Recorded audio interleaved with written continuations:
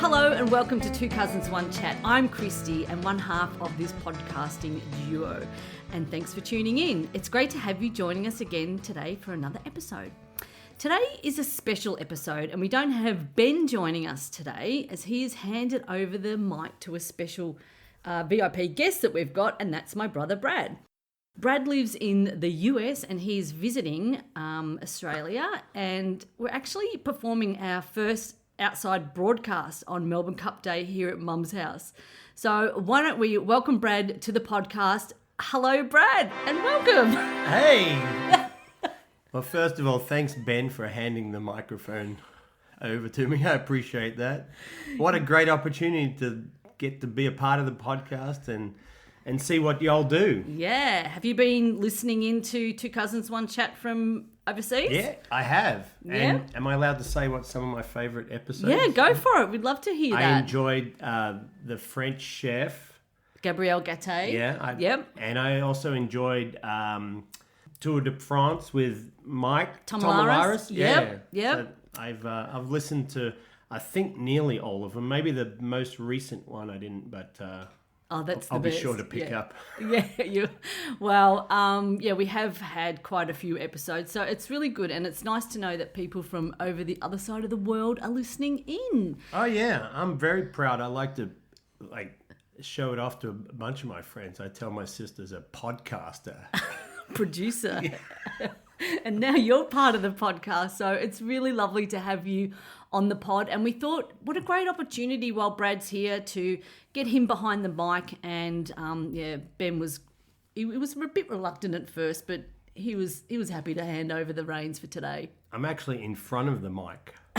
Yes, you are in front of the mic. So for those people listening at home, Brad is my older brother who lives in Alabama in the USA. And he's visiting Australia, visiting home for a very special birthday and catch up with family and friends.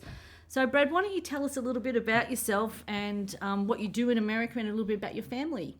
Well, it's been, I guess, a long time now. 93, I first went over to the States and was teaching kids at a summer camp. Travelled with you, Kristy, for that's it. A few months, which led me to get to know a bunch of people. They invited me to come and live with them in South Florida and work at the summer camp in the summers and travel backwards and forwards. I did that for a number of years, and one year I met my now wife there, Natalie, and from there I moved to Birmingham, which is where she and her family are from. Been married now for almost 26 years. Wow, long time. Yeah, with 2 kids, my almost 20-year-old son, Kemp, and almost 17-year-old daughter, Daisy. How have you found being away from the family, and how have you found being in Australia? Haven't been home since my brother got married, so that's been like more than 17, nearly 18 years. Mm-hmm. Which is a long time to be away. Luckily, I've had people come and visit me in Alabama, which has been nice. Some trouble with some passport stuff recently. COVID messed things up. But yeah, I really wish I had been able to get back more often. But glad I'm here now.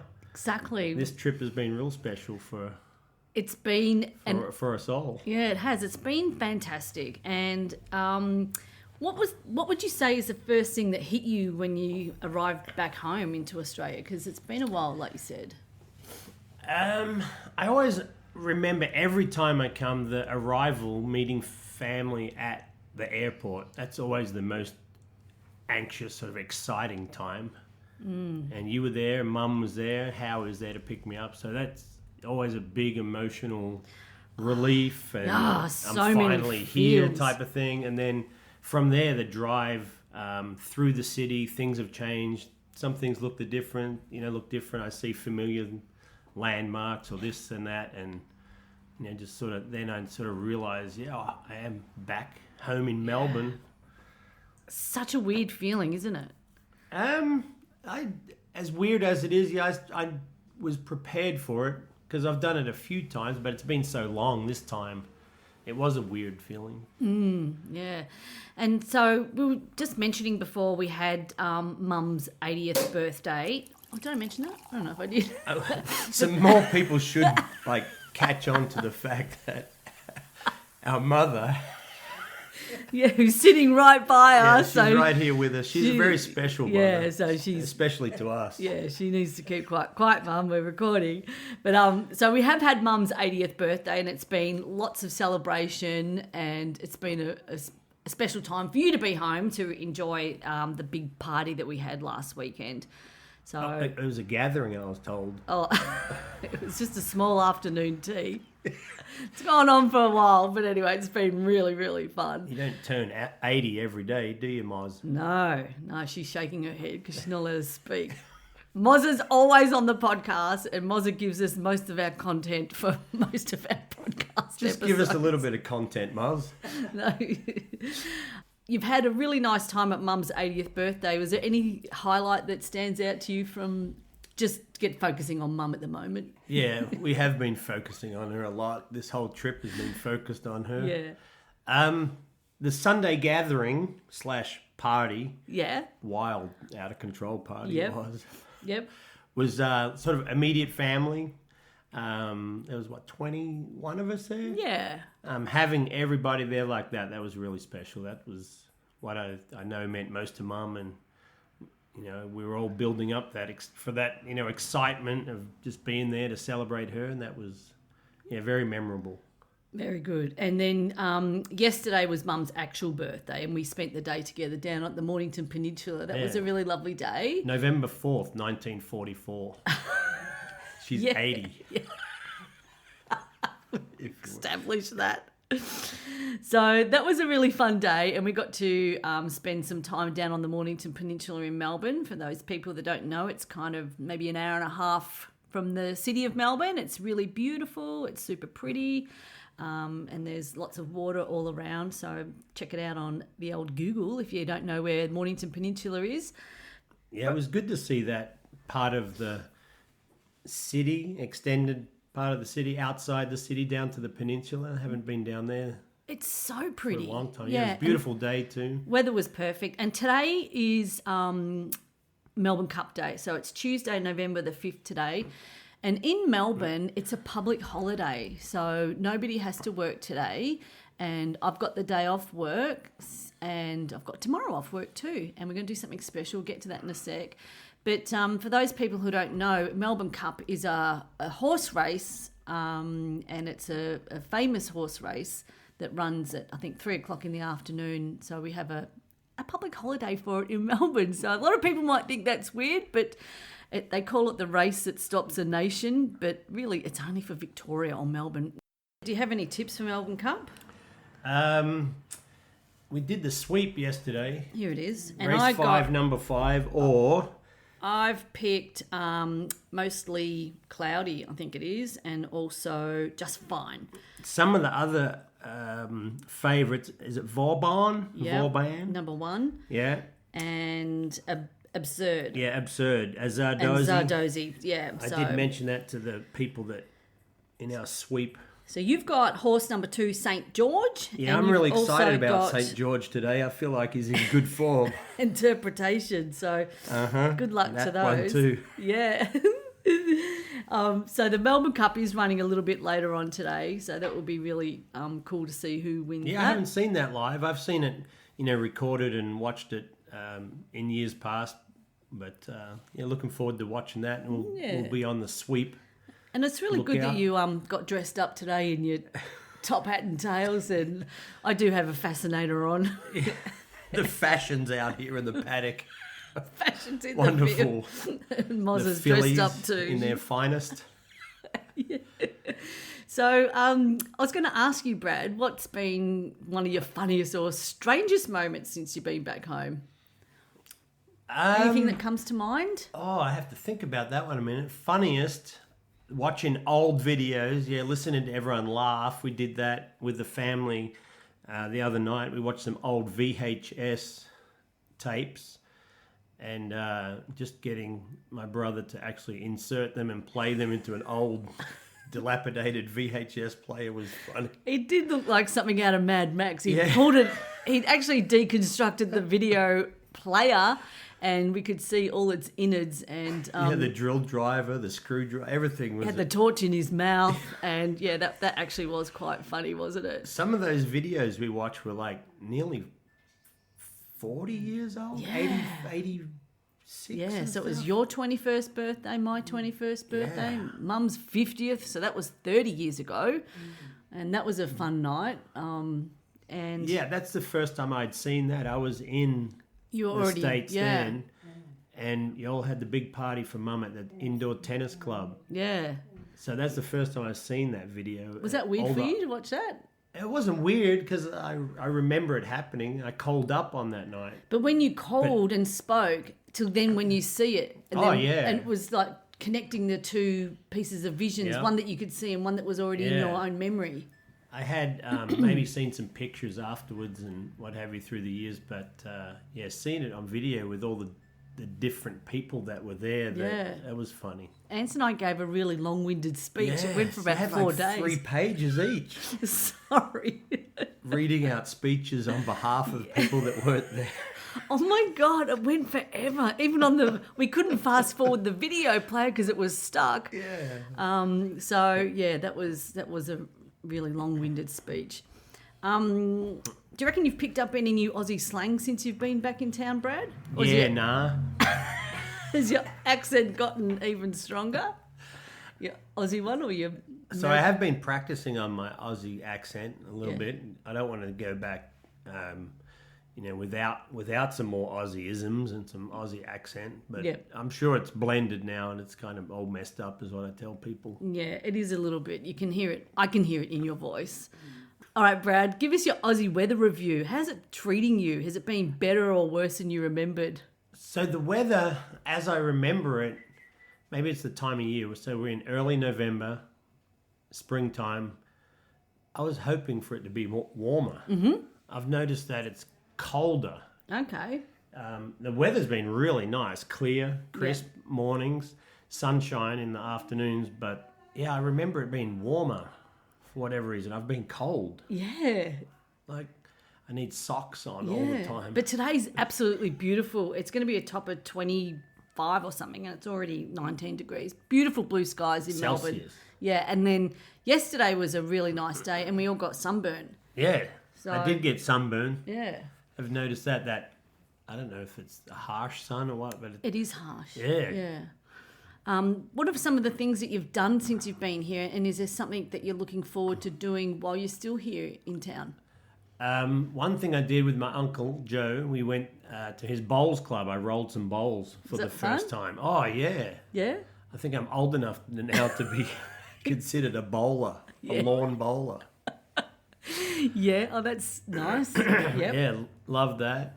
The drive up to the Mount Dandenong area through Belgrave, Sassafras, Belgrave, Sassafras. Yeah, some of those areas up there. Callista. Oh, yeah. Hard to say. Yeah. Callista. Callista. We spent the day, up there. Mount Dandenong area is beautiful. Those trees, you take it for granted just how it's stunning, big and beautiful they are. To see all across Melbourne. What else have you been up to since you've been back? Took a train ride from the Frankston Line train all the way into Flinders Street. Seen all the changes along the way there. That was kind of interesting. Yep. What else have I done? Caught up with a couple friends. Yep. Got to sit and chat with them and reminisce. Another friend, his family, got to be with them again. They were young children. So that was fun. That was really good fun. And we went down to Balnarring for our sister-in-law's birthday, so we spent the day down there at a local pub, which was really, really beautiful. What is there one place that you haven't been to in Melbourne, Australia? Yes. So, and looking forward to something that we've planned is going to the MCG. That's it. We're doing the stadium tour. The home of a lot of different sporting events over the years, especially the footy. Boxing Day Test. We had the recent Taylor Swift concerts there earlier this year. There? Yeah, they had 110,000 people, I think, or 120,000 each night for 4 nights. Yeah, I wish I had been there. I'm a Swiftie. So they have the Boxing Day test, they have all the AFL there, special events, massive concerts. And tomorrow we're taking a tour through the MCG. So we get to go through the long room and some behind the scenes. And they're actually playing test cricket there at the minute. So I don't know if we'll be able to get out onto the ground. Oh, really? Yeah, so Okay. there's a 3-day test. So that is something I've never done, been there and done the tour of the MCG. So I'm looking forward to that. It's going to be fantastic. Finally, let's talk about some of the beautiful food that you may have eaten while you've been back home. I'd say a chicken parmigiana at the pub. That's like, one of the things. I've done that. Yeah. Fish and chips. Yep. Different here. Yep. And, of course, Mum has made many Vegemite crumpets. She's a very good crumpet cook. Yeah. Have you had many party pies or sausage rolls? Yes, that's something that I have indulged. Because we've had a lot of parties because it was Mum's 80th. Yeah, don't know if we mentioned that. And also some like ham and cheese salad type sandwiches. Mum does a great job with them almost every day. What about coffee? Melbourne is the coffee cultural centre of the world, and we love our coffee in Melbourne. Have you had a Melbourne Magic yet? Not sure what that is. I have not had one of them, but I'll be looking forward to it. All right, perhaps we can have one tomorrow. Yeah. But I have had a lot of Nescafe. Is that some of the Melbourne coffee scene? All right, that's Chris Martin telling us to wind up. But, okay, perhaps tomorrow when we're in the city... Chris Martin, is he with Coldplay? He is with Coldplay, yeah. They've been out here performing since I've been here. Yeah. And he gives us the timer every time on our podcast, gives us a little wind-up, say hurry up and stop blabbling on. Blabble, it's a new word, blabbling. So... Anything else? Tim Tams? Have you had... I haven't had a Tim Tam yet. We do get them over in the States. Oh, okay, so they're not special anymore? Oh, they're special to me. I like them. Oh, okay, yep. Whenever I get them. All right. A friend did buy me a whole bunch of Tim Tams, and I love them. The dark chocolate, the caramel, the regular ones. Double-coated. Oh, hey. They're the best. Give me any Tim Tam you want, I'll eat it. They're good, aren't they? Yes. All right, so just before we wrap up today with our very special episode, is there anything you want to say to your Australian audience or international audience? Because we do go international with the podcast, except for Africa, because that's where our numbers are a bit low. Oh. Yeah. We'll have to do some more research and get some more. Because I'm a stats nerd and I analyse all the behind-the-scenes stats, and we don't have much. Get some viewership into Rwanda. Okay, great. Yeah. That would be good. So So you have any special messages for your audience? Don't have any real special messages, no. Really feel blessed to be on the podcast and good to be back here visiting with family and friends. Fantastic. Well, it's been great having you on today, Brad. Thanks so much for taking the time to come all the way to Australia just to be on the pod. Yeah. That's the first. But you and Ben do it like remotely from each other's place in Adelaide and here in Melbourne. I mean... Yeah. So we used to be called Either Side of Nil because one's in Melbourne, one's in Adelaide. We still are Either Side of Nil, but now 2 cousins, 1 chat. But Well, can't it be called 3 cousins and like the either side of the Pacific? Well, we could. Yeah, most definitely. You're always welcome to come on the podcast and have a bit of a chat, and perhaps maybe we can touch base with you a little bit later on when you get home. Yeah. And I have enjoyed the conversations about Nil too, learning about Nil. They're great. All the people there, some of the characters and different things. We have a wonderful support base in Nil, and so many people that love to catch up with us and be on the podcast as well. We're really grateful to all those people that give up their time. Alrighty, well, we're just about to wrap up here from our first outside broadcast in Melbourne on Melbourne Cup Day. Thanks so much for everybody joining us today.